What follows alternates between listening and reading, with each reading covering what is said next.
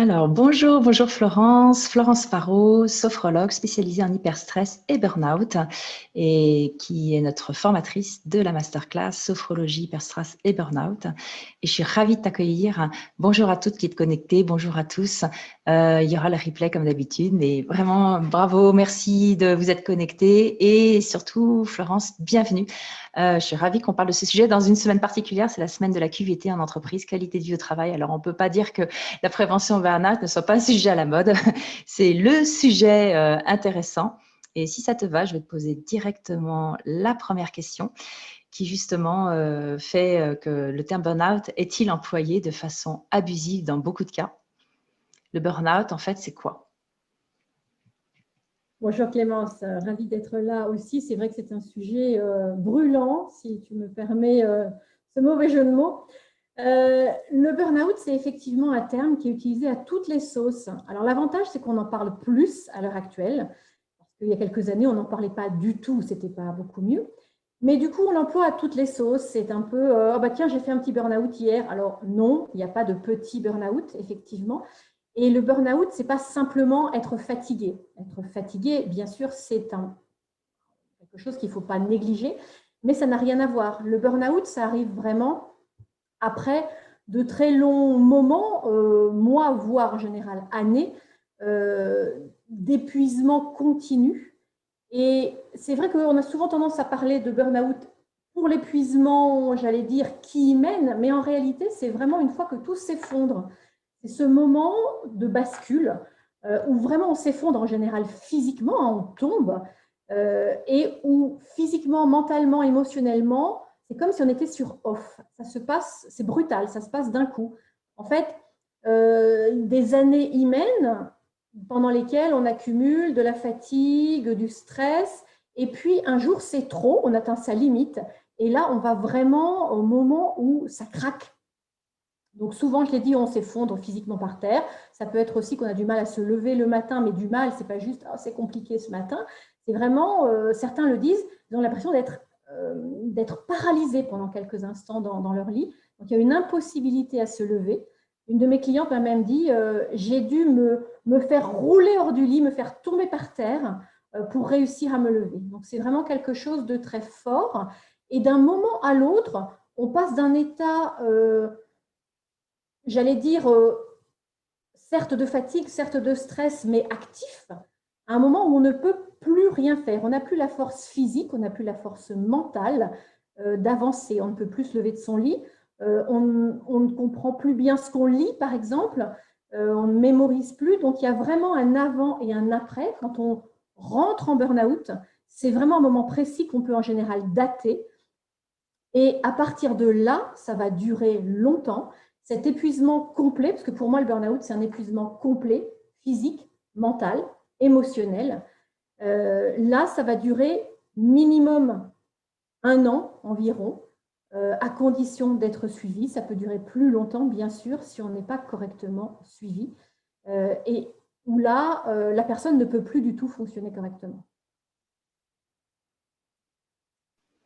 Merci Florence, c'est vraiment le témoignage qu'on peut avoir en cabinet et en entreprise.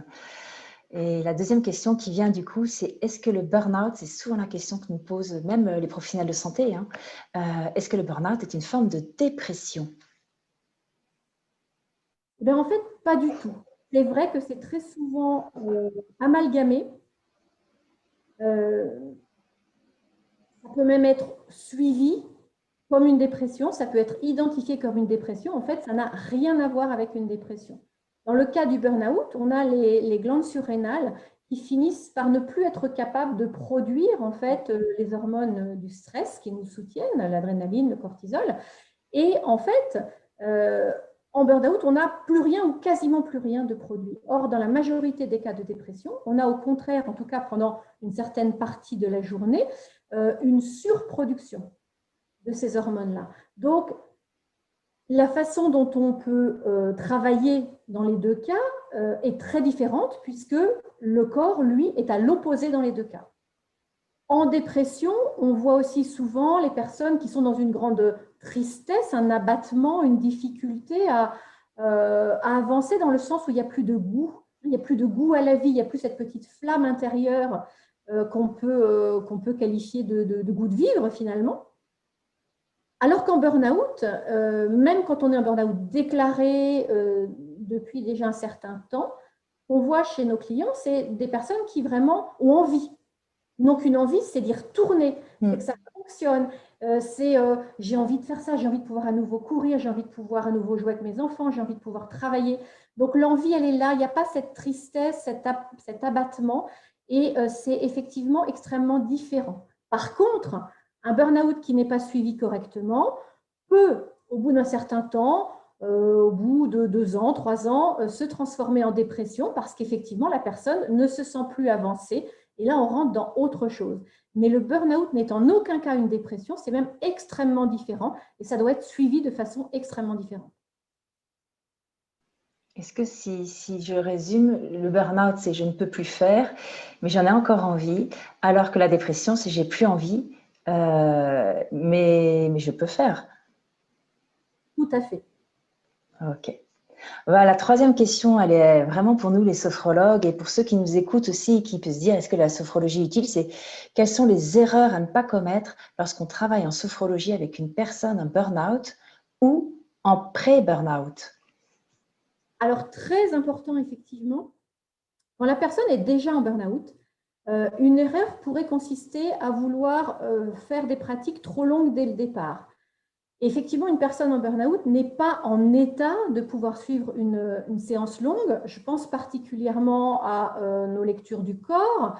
On n'a pas tous les mêmes façons de faire, on ne les fait pas tous sous le même rythme.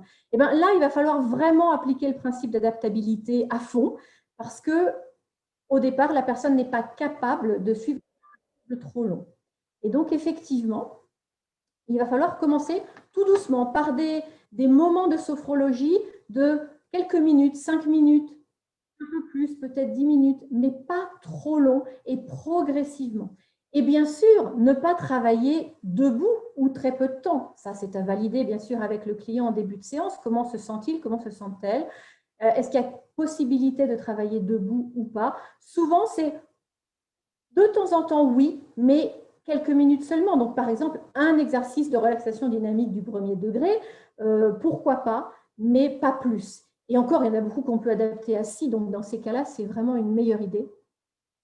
Donc, vraiment s'adapter au rythme dans lequel se trouve la personne et ne pas négliger l'immense fatigue dans laquelle la personne se trouve. Pour les personnes en pré-burnout, alors ça dépend un peu à quelle phase on est, mais de façon générale, ce qui est intéressant, c'est là encore de suivre leur rythme. Or, la personne peut encore être dans un rythme finalement de tel hyper-stress que c'est j'y vais, j'y vais, j'y vais, c'est le battant qui ne peut pas se poser 5 minutes. Et effectivement, leur demander là de s'asseoir et de prendre le temps de se poser et de faire une lecture du corps, ça va être très compliqué. Donc, dans ce cas-là, commencer debout par quelque chose de dynamique pour leur permettre déjà de redescendre d'un cran en quelque sorte, de s'approcher un peu plus d'un état de calme. Alors je le dis avec beaucoup de délicatesse parce qu'il va falloir du temps pour y arriver, mais ils ont besoin d'action, ils ont besoin de mouvement, et c'est en passant par ce biais-là qu'on va pouvoir petit à petit les amener à plus de sérénité, de calme et de concentration sur eux-mêmes. Merci Florence, c'est très précis ce que tu nous apportes comme information de ce que tu témoignes, de ce que tu fais, comment tu accompagnes les personnes en hyperstress et burn-out. Effectivement, l'adaptabilité va être notre maître mot, mais c'est surtout notre observation, notre stabilité. Voilà, quand on est quelqu'un en hyperstress ou en burn-out, ils n'ont pas le même niveau d'énergie et nous, on va être leur point de repère. Et notre stabilité psychologique et émotionnelle et notre posture va les aider à acquérir ou à retrouver, redéployer ce potentiel. Merci pour ces 3 questions, 3 réponses. La semaine prochaine, on a un live à nouveau, 3 questions, 3 réponses, grâce à vous qui l'avez demandé, avec Charlotte Weiss, qui fait l'accompagnement de la grossesse avec la sophrologie. Et donc, sur la page Facebook Masterclass Sophrologie, vous pouvez poser dès à présent vos questions pour comment bien accompagner la grossesse avec la sophrologie. On se retrouve, ce sera jeudi prochain à 11 h, toujours en live, 3 questions, 3 réponses. Maintenant, je te laisse le mot de la fin, Florence. C'est tel plaisir de t'entendre nous partager ce que tu connais. Et je rappelle aussi que tu as fait des ouvrages sur ce sujet. Et dedans, on peut entrer plus dans la matière, comme dans la masterclass. Et voilà, ce sont des référents dessus. Je te donne à nouveau la parole pour si tu as quelque chose à ajouter ou un mot de la fin, ou voilà, quelque chose que tu veux nous partager, nous les sophrologues. Alors, merci Clémence. Je dirais que j'ai parlé d'adaptabilité et il y a aussi autre chose qui me semble très important, c'est de savoir s'écouter déjà nous-mêmes de façon générale, tous, parce que le burn-out, personne n'est à l'abri, et de pouvoir accompagner aussi nos clients sur ce chemin qui est fondamental, de s'écouter pour se connaître, pour connaître ses limites, pour non seulement savoir où on veut aller, mais savoir y aller à un rythme qui convient et qui va nous permettre de tenir la distance.